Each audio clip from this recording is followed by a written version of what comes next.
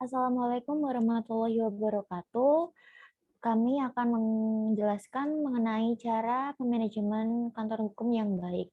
Saya Novita Putri Risanti, NIM 2018-331, dan teman saya Rahmat Aji Kunto, NIM 2018-339, dan Nadia Amelia Putri, NIM 2018-341. Manajemen adalah suatu proses di mana seseorang dapat mengatur segala sesuatu yang dikerjakan oleh individu atau kelompok. Manajemen perlu dilakukan guna mencapai tujuan atau target dari individu ataupun kelompok tersebut secara kooperatif menggunakan sumber daya yang tersedia. Firma hukum adalah salah satu badan usaha yang terdiri dari beberapa advokat berpengalaman untuk membantu mengatasi permasalahan hukum. Manajemen kantor hukum sebenarnya bukan hanya bertujuan untuk melanggengkan usaha. Ia bertujuan untuk memastikan tersedianya pelayanan jasa profesional hukum yang andal. Ahmad Jan Umar Purbadari Ali, Budiarjo, Nugroho, Reksodiputro menyinggung pentingnya tata kelola sekutu.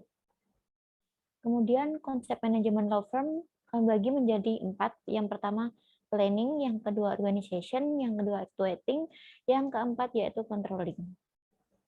Yang pertama yaitu visi misi law firm, kemudian perencanaan short range planning dan long range planning. Visi misi law firm. Visi dan misi suatu kantor hukum harus jelas menyasar target klien di bidang apa saja, sehingga nanti bisa dipetakan spesialisasi di bidang apa. Contohnya corporate, IT, ketenagakerjaan, perpajakan, HKI, atau litigasi. Termasuk strategi dalam pemilihan partner atau pendiri juga harus tepat, harus memiliki visi, misi yang sama, sehingga dalam berpartner dalam jangka panjang menjadi kunci keberhasilan suatu firma hukum. Sehingga tidak hanya sekedar memasukkan modal, tapi tidak mau bekerja atau tidak mempunyai spesialisasi seperti yang diharapkan. Kemudian perencanaan short range planning dan long range planning. Rencana jangka panjang adalah perencanaan yang berlaku antara 10 sampai dengan 25 tahun. Kemudian rencana jangka pendek adalah perencanaan umumnya berlaku hanya untuk sekitar 1 tahun. Yang kedua yaitu organization, yakni membentuk diagram struktural organisasi kantor dan SDM. Kemudian akan dilanjutkan oleh teman saya. Ya, diagram struktural organisasi kantor. Mengutip Jurnal Pedoman Kerja berbasis struktur organisasi tulisan Hani Syagian, struktur organisasi memiliki berbagai tujuan, yaitu 1. Membagi pekerjaan ke dalam tugas dan departemen yang spesifik. Kedua, menugaskan pekerjaan dan tanggung jawab yang terkait dengan pekerjaan individu. Ketiga, mengkoordinasikan beragam tugas organisasi. Keempat, menghimpun berbagai pekerjaan ke dalam unit-unit. Kelima, menjalin hubungan di antara individu, kelompok, dan departemen. Keenam, membuat hierarki wewenang yang formal. Ketujuh, mengalokasikan dan menempatkan sumber-sumber daya organisasi. Next.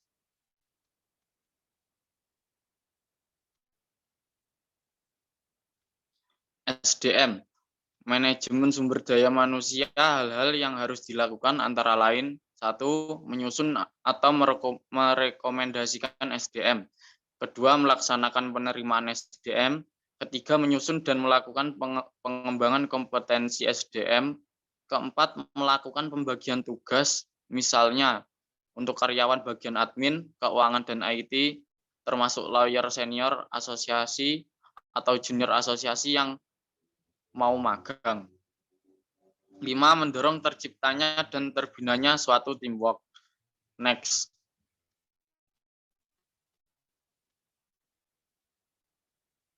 Actuating.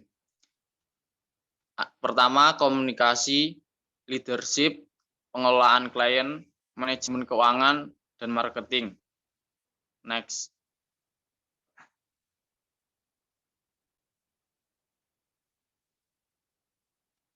Communication. Pertama, terbuka terhadap pendapat dan masukan agar anggota merasa dihargai dan didengarkan. Kedua, buat forum diskusi supaya seluruh anggota mampu menyampaikan pendapat dan ide yang mereka miliki. Ketiga, Sampaikan informasi secara jelas agar dapat dipahami. Keempat, berikan juga feedback kepada masing-masing individu agar mereka dapat menumbuhkan potensi terbaik dalam diri.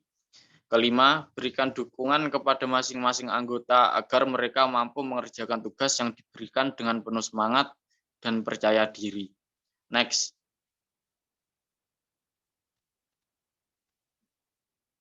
Leadership. 1. Memahami visi misi sebuah organisasi sejalan dengan kekuatan kelompoknya. Kedua, menciptakan rencana strategis jalan dengan misi organisasi.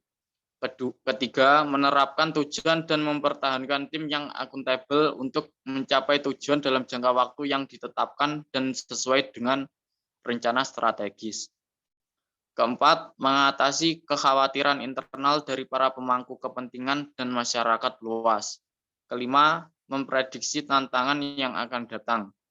6. Berinovasi dalam menghadapi tantangan. 7. Bergerak secara efektif saat keadaan berubah.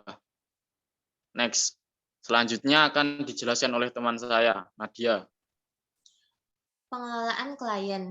Lalu, cara untuk menjaga kepercayaan, khususnya dari klien, pengelola firma hukum kudu mendalami strategi pemasaran.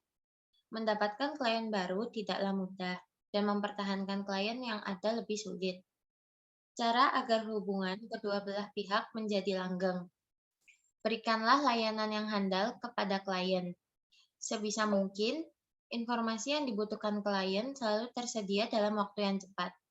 Jadi, pengelolaan firma hukum harus tahu informasi apa saja yang dibutuhkan, tahu tujuan membangun sistem informasi itu, serta mengelola harapan atau managing expectation baik hasil maupun kinerja sistem informasi.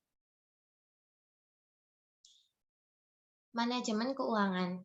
Manajemen administrasi umum dan keuangan ditugaskan kepada staf administrasi atau administrator dan atau bendahara. Tugas bendahara atau staf administrasi yang mengelola keuangan antara lain menerima, menyimpan, menyetorkan, menata jawabkan uang pendapatan. Yang kedua, melakukan pencatatan atau pembukuan uang penerimaan ke rekening kas. Yang ketiga, membuat laporan pertanggungjawaban bulanan, triwulan, semesteran, dan tahunan. Yang keempat, bertanggung jawab atas penerimaan uang atasan langsung. Yang kelima, membantu pelaksanaan pembayaran belanja bendahara mendapat uang muka kerja yang dikenal dengan istilah uang persediaan. Marketing. Yang pertama, miliki situs web. Bahwa situs web menjadi cara untuk menunjukkan kredibilitas dan keunikan firma hukum. Situs web menjadi cara firma hukum menceritakan dirinya sendiri untuk meyakinkan calon klien. Ibarat etalase di dunia digital, situs web mencerminkan identitas suatu firma hukum. Yang kedua, aktif manfaatkan kanal media sosial. Situs web baru menjadi langkah pertama untuk strategi internet marketing. Langkah selanjutnya adalah memperluas jangkauan informasi soal firma hukum dengan media sosial. Media sosial bagi firma hukum menjadi sarana untuk terus-menerus hadir dalam berbagai percakapan publik secara mudah dan murah. Aktif di media sosial harus siap responsif, kreatif, dan relevan dengan topik hukum atau isu spesialis berkaitan dengan firma hukum kita. Yang keempat, ada controlling, yaitu review, evaluation, dan control. Review, evaluation, dan control bertujuan untuk, yang pertama, memberikan penghargaan bagi karyawan dengan kinerja yang baik. Yang kedua, mengetahui aspek yang harus diperbaiki. Yang ketiga, melindungi perusahaan secara hukum. Yang keempat, menentukan pelatihan karyawan yang tepat. Dan yang terakhir, mengkontrol jalannya suatu firma hukum. Terima kasih, sekian dari kami. Wassalamualaikum warahmatullahi wabarakatuh. Waalaikumsalam warahmatullahi wabarakatuh.